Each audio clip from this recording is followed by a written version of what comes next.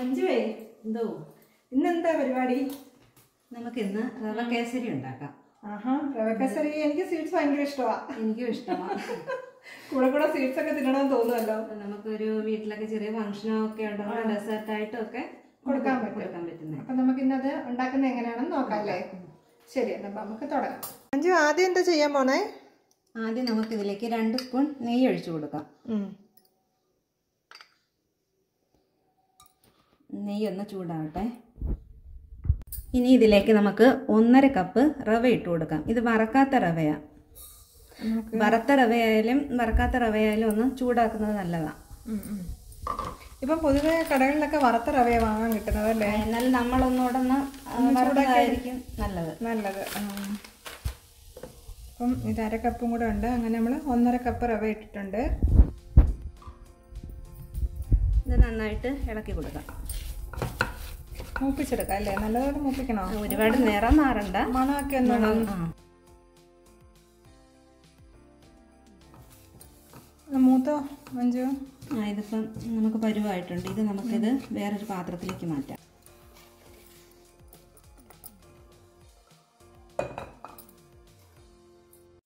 റവ മാറ്റിയതിന് ശേഷം ആ പാത്രത്തിലേക്ക് തന്നെ നമുക്ക് 2 സ്പൂൺ നെയ്യ് ഒഴിച്ചു കൊടുക്കാം.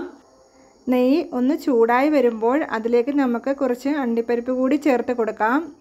അണ്ടിപ്പരിപ്പ് ഒന്ന് മൂത്ത് വരുമ്പോൾ നമ്മൾ ചെറുതായി നുറുക്കി വച്ചിരിക്കുന്ന ബദാം പരിപ്പ് കൂടി ചേർത്ത് കൊടുക്കാം. അതിനുശേഷം കഴുകി വൃത്തിയാക്കി വച്ചിരിക്കുന്ന കിസ്മിസ് കൂടി നമുക്ക് ഇതിലേക്ക് ചേർത്ത് കൊടുക്കാം. ഇതെല്ലാം കൂടി നമുക്കൊന്ന് മൂപ്പിച്ചെടുക്കാം.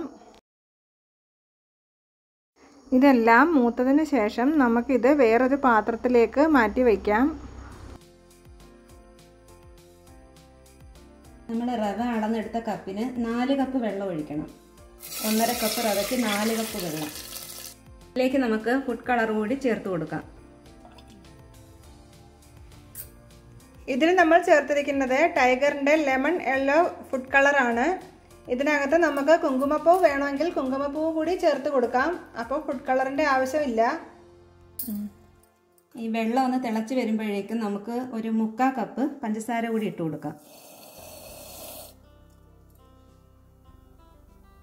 ഈ പഞ്ചസാരയെല്ലാം നന്നായിട്ടൊന്ന് അലിയുന്നത് വരെ നമുക്കിതൊന്ന് ഇളക്കി കൊടുക്കാം. ഈ വെള്ളമെല്ലാം നന്നായിട്ട് തിളച്ചിട്ടുണ്ട്. നമുക്കിനി റവ ഇതിലേക്ക് ചേർത്ത് കൊടുക്കാം.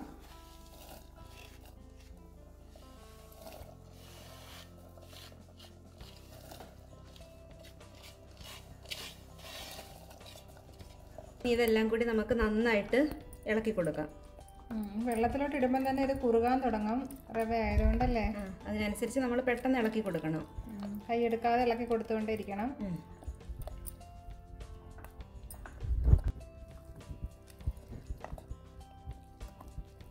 നമുക്കിങ്ങനെ ഇളക്കി കൊടുത്തുകൊണ്ടേ ഇരിക്കാം.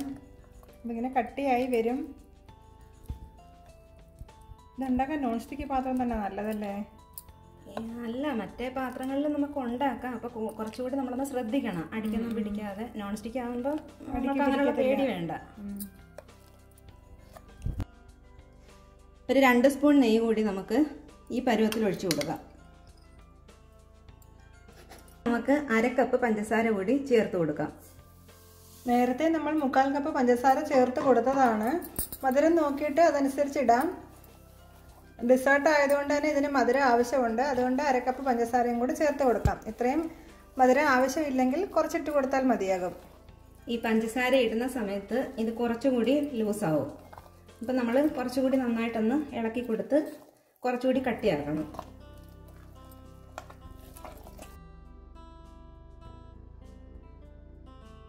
ഇതിലേക്ക് കുറച്ച് ഏലക്ക ചതച്ചത് കൂടി ഇട്ട് കൊടുക്കാം.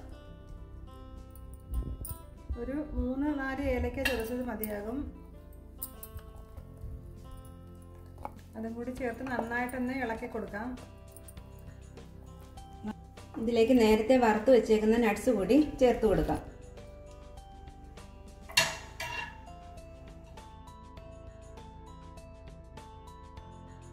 ഇതെല്ലാം കൂടി നമുക്ക് നന്നായിട്ടൊന്ന് മിക്സ് ചെയ്ത് കൊടുക്കാം.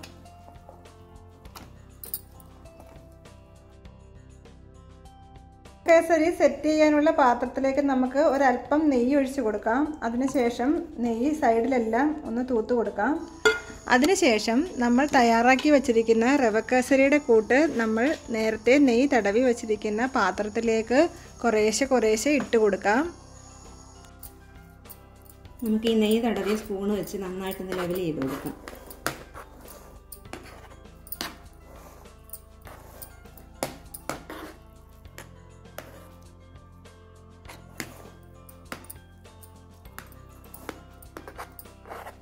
നമുക്ക് ഭംഗിക്ക് വേണ്ടി ഒരു ചെറിയ കൂടി വെച്ച് കൊടുക്കാം.